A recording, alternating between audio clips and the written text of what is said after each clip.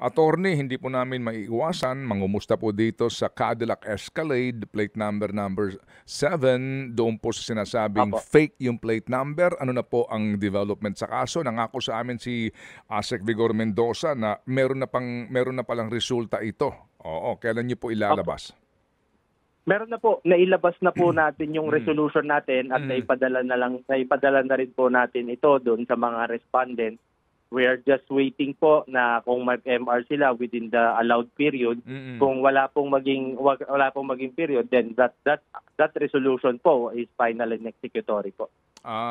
So hindi pa ho kayo at liberty to tell us ano ho ba ang findings na nag-iimbestiga? Opo, baka mag-MR po, Manong Ted eh. Pero yung pong sinasabi from the very start na fake yung plate number, hindi na po nabago yun? Hindi na po, Manong Ted. Okay, so totoo po talaga na yung ginamit nung Escalade na Cadillac na dumaan sa busway, fake yung plate number na yon. Opo, hindi po nanggaling sa LTO. Okay, sige. So, siguro labas na po ito doon sa inyong mga MR na yan. Sa inyo pong pag-iimbestiga, humingi ba kayo ng tulong sa NBI o saan man para malaman sino yung manufacturer ng fake plate number?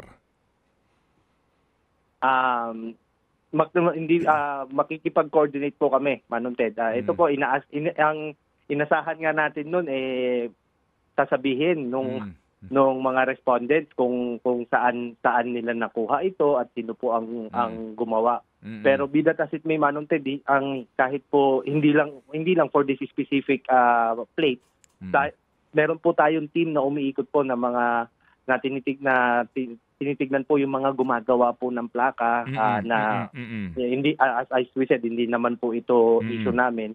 So tinitignan po namin yan at sa amin pong hinuhuli po at nire-report po yung mga gumagawa na iyon. Opo, pero to answer my question, meron bang specific team na nag-iimbestiga specifically dito po sa paggamit nung pamilya ni Senator Sherwin Gatchalian no number 7 plate na fake na nakakabit po sa Cadillac Escalade? Wala. Ito po, yun na po yun, yung naging investigation. But we have a team po na nandun po. Kasi meron na po siyang pending case eh. So, doon na po natin kinuha yung mga fact and evidence po.